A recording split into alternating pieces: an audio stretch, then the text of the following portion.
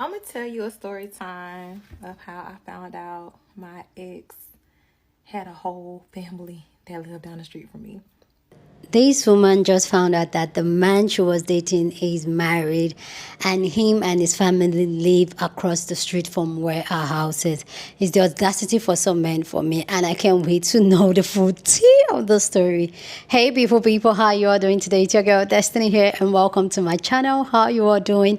Hope you guys are doing great. So today's video is a video of a woman who came to share a story. This is a blind reaction, okay? So it's a story of the woman who came to share a story of how she found out that the man she was dating is married and has a whole family down across the road. So we're going to get into the video. Like I said, it's a blind reaction. I don't even know the detail of the story. But before I go on, I just want to say this is the last video of 2029 and 2029. This is the last video of 2024 and I'm super excited. I hope you guys have an amazing crossover to 2025 and we're going to see there, okay? I'm gonna tell you a story time of how I found out my ex had a whole family that lived down the street from me. Okay. So it was the summer of 2019. I just ended a relationship, an emotional, abusive relationship of 4.5 years. Oh my God, I was devastated, like completely devastated. That was the worst thing that had happened to me in that time. So I was in therapy, doing all the things. Me and my bed, we had a very tight relationship. The relationship was too good. So one day my therapist wanted me to go out. At the time, it was a friend's birthday, and we were going to this little happy hour spot called Jim's Place. It was popping on Wednesdays in Jacksonville. It was like from 5:30 to 10. So I go out and I meet several guys that night, and I met this one guy in particularly. Let's call him Mr. Banks. So me and Mr. Banks, we hit it off. It was actually supposed to be a one-night stand, but I got so scared. I the last minute I couldn't do it. Like it sounded good, but when it was time to like, all right, let's go, I couldn't do it. I couldn't do it. Everybody. So the next day he hit me up and we went out on a lunch date, hit it off, had a great time, great conversation. So from then we continued to date, or we started our dating journey. Okay, cool. During this time in my life, I did not want to be a girlfriend. 'Cause keep in mind, I'm just ending an emotional abusive relationship for 4.5 years. And even when I was in that relationship, like I knew it was coming to an end, and I was telling myself, I don't want to be a girlfriend no more. I want to date and marry. So okay, me and Mr. Banks kicking it, like we kicking it hard. I was dating several guys at the time. Oh my God, I had such an elaborate dating life, and it was amazing. Good. It was so much fun. For like 2.5, 3 months, I was tired. Every other day of the week, I'm doing something with someone. That's good. So eventually, Mr. Banks kind of like caught on to that, and he started to occupy all of my time. And that was cool because I liked him. So one day we're in the car, and we're in the car, he's on the phone, and I hear him say, yeah, I'm with my girl. So inside I died. I was like, we go again, because that was like a pattern. I'll be with a man, we'll go on a couple of dates, spend a lot of time together, and next thing you know, I'm in this long relationship that I didn't even know if I wanted or not. So okay, whatever. So we in this relationship, and everything's going good. We're literally together every single day. Weekends, we're kind of touch and go, but we're together every single day. We're out and about in public every day, right? I'm at his house, he's at my house. Okay. So a year go by, this is 2020, he helped me accomplish a major goal. And the day I accomplished that goal, we got into it bad, and it was outside of the norm. So the Holy Spirit told me to look him up again, because I looked him up before, nothing came up. The Holy Spirit said look him up again. I looked him up. He had an entire family who lived down the street from me. All right, so like I said, when I first met him, I looked him up. because of the type of career he had, it scared the shit out of me. So when I looked him up, nothing popped up. So I was like, okay, cool, we're good to go. But I was still like, no on a one night stand, because that's not me. I'm not about that life. Like, what you gonna do when I get to your house? I'm scared. So when we got into it, don't get me wrong, we had arguments, right? But at that time, our communication was so on point. We would do things or say things to each other that we didn't like, and we would discuss it, move on from it. It was up until that point, that was like one of the healthiest relationships I've ever participated in. So when I accomplished this goal and me and him got into it that day, it threw me off so much, because that wasn't our norm. So I'm like, that just didn't feel good. And it was like little things that, like, that week did not feel good. So Holy Spirit said, look him up. So okay, I go and look him up, Duval Clerk of Court, and his child support papers came back. Now, let me take you back. When I first met him, he told me he had one child. I was like, okay, cool. He told me the baby was 2 years old. Him and the mother, they're no longer together. Okay, cool. So remember I told you we're together every single day. So I met him in August. By December, I had to sit down with him and I was like, hey, listen, you and this baby is really concerning me, because I'm with you all day, every day. No one ever calls you at daycare about this baby. Don't babies get sick in daycare? I mean, I don't have kids, but don't you have to pick him up sometimes? They got a fever or something?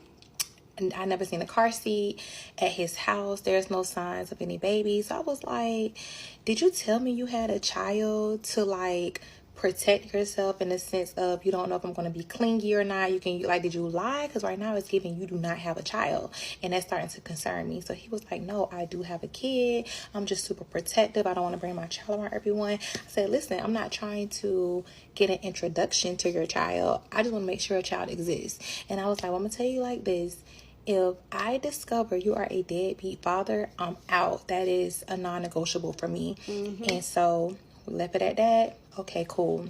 So fast forward to 2020. This is like that's like September 2020. And I looked them up and I see child support. So I was like, okay. Things could change, to see child support. The child support was for an 8-year-old who lived in another city. You told me your baby was 2 years old. Your baby was local. Because in December, when I had that conversation, I had a list of questions about this child. Like, is the child local? Do you still communicate with the mother? Does the child have any disabilities? Like, I was like trying to figure out, why don't I hear anything about your child? So from what you told me, there was a 2-year-old who is local, that is your child. According to the clerk of court, this is an 8-year-old whose mother is out the city looking for child support. What's going on? So I'm digging. I'm reading. I'm reading the statements. I'm reading everything. Like, I even went as far as to requesting documents. So with our clerk of court system, you have the public view, but when you log in, you have access to a little more. But then you also have to request certain documents, so you have even more access. So I created a fake email, a fake password, and logged in with that. And then I requested those documents. I had to wait about a couple of days to get them. So wow. I am reading everything. I'm on my best friend and I'm reading everything. And as I'm reading everything, my heart is breaking, because there was one incident in particularly. It was homecoming, and he went to homecoming. I did not go. And so it was a Sunday that I remember vividly. I called and I was like, I miss you so much. I'm ready for you to come home. So he told me, well, we getting ready to go have brunch. And I was like, man, you've been with your friends all weekend. I want you to come home. So he was like, well, let me see. Let me call you right back. He called me back and he was like, I'm on my way. According to the court documents, brunch was supposed to be with his child. Why would I didn't know, right? I would never tell you to not go to brunch with your child and come home to me. But I did not know. But that was just so heartbreaking. So in the court documents, I keep seeing this address that does not belong to him, not the house that I've been at. I'm like, what address is this? And then, so I Googled the address. So when I Googled the address, a name popped up. Now, this particular name was a unisex name. And funny enough, I remember seeing that name because he was signed on to his Amazon Prime on my TV. And that was one of the profiles. But it's a unisex name. So I just thought that was a homeboy. You know how we share passwords and stuff. I Facebooked the name. And when I Facebooked the name, it was a woman. Then I went to the girl profile. And I see that she got a 2-year-old child. So I'm like, do you have, like, what baby? Like, what's happening right now? So I wrote the girl, but not like that. Also, like, not like that. I was like, hey, my name is Jasmine. I am in a relationship with Mr. Banks. Are you and Mr. Banks together? Is that your child? Do y'all share that child on your profile together? So she wrote me back and she was like, well, hey, Jasmine, or should I call you number 3? Yes. So we had this, and we had a conversation, and she just ran everything down to me. And now keep in mind, I'm with this man every day. We're traveling together. We're in public. I had no clue. Also keep in mind, because we were together so much, and remember in the beginning of the story, I didn't want to be a girlfriend. So I didn't want to spend the night with you. I didn't want to meet your parents. I didn't want an exclusive relationship, but I did like you. So that, that's why it was a little easy for him I wasn't the typical girlfriend, so to speak. It was like, okay, you're going, like, it would be times he'll call. I'm like, hey, I'm reading the book. I'm gonna call you back. So that was my vibe. And honestly, I wouldn't change that. I don't want to be on nobody's ass anyway. But yeah, so I'm gonna come back. Hold on. So this woman is like giving me the whole rundown. I'm like, well, girl, where were you when we went here? Where were you during this time? And she was just like, honestly, I don't know. I just had this baby and I'm just, going through it. This is my second kid. No, don't make me lie. That was her first child.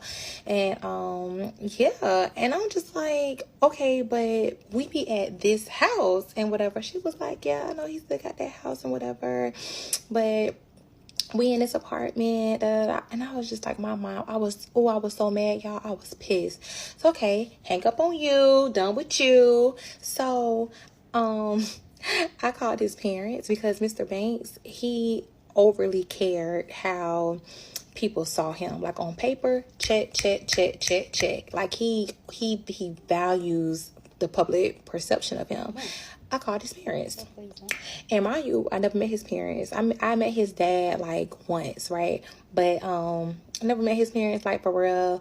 And so they don't know who I am. I Googled them too. Found their number. I'll say, excuse me, Mr. Banks' mom and dad. I am Jasmine. And this what's been going on for the past year and a half. Me and his parents had a good conversation. First, I talked to his mama. His mama was like, I can't believe what's going on, blah, blah. That poor girl over there, blah, blah, blah. Call his daddy. Yes, ma'am.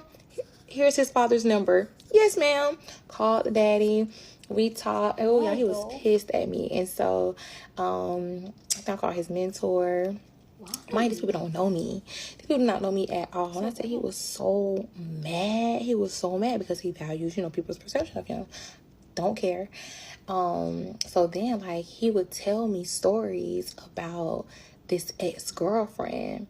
And so called her too, found a number, called her, and she really brought everything together as far as like, his upbringing, all these things and whatever that I didn't know and whatever. So she was like, girl, run, don't look back, run. I was like, damn. So then the girl who filled out the child support on the 8-year-old that was out of town called her. Man, I was on the phone. Oh, baby, we was on the phone for some hours. Like, and I was just like, what the hell? I could not believe any of this. So yeah, so that's my story on how I found. And then yes. When I found out, I was out. That was it. I was done, baby. I ain't want this relationship anyway. Don't get me wrong, it was like devastating and whatever. But that's the fastest thing I've ever gotten over in my life, because it was like, whatever, I'm good. Like, I ain't want the situation anyway. So I said all that to say, look these niggas up, look them up. Oh, but let me bring it all together for you, right? So clearly you see my page, and I talk about sexual health and pleasure, right? So remember I told you I was in an emotionally abusive relationship. Now, to give you a time, I'm in my 20s, my mid-20s. And STI testing, HIV testing wasn't of significance. I did it for myself, right? But requiring a partner to, no. But when I was in that relationship, the abusive one, which I'll do a story time on that one of these days, when I found out when me and him broke up, like, it was beyond cheating. Like he had some big, okay, so bad, to the point where I got it to his Instagram, and he inboxing randoms. That changed my life forever, because I was like, damn, you could have bought me anything. So boom, now I'm in this relationship with Mr. Banks. I'm standing on business.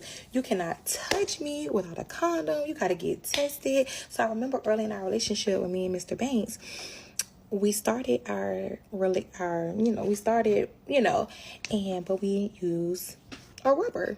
And I was like, hey, I need you to go get tested. And he was like, well, because I work for, this is my profession, I get tested. I don't give a damn. I don't see those test results. I need to see them for myself. We go by no test results. I said, hey, I asked you for these test results like 2 weeks ago, and I haven't received them. I'm starting to become concerned. So you're not touching me until I see your test results. Next day, he went and got tested, and he sent me the test results. Okay, cool. So the whole relationship, we always use a rubber. We always use rubber. Maybe twice we did not, right? And that would be an issue in our relationship. Like, he did not like that I stuck to using rubbers.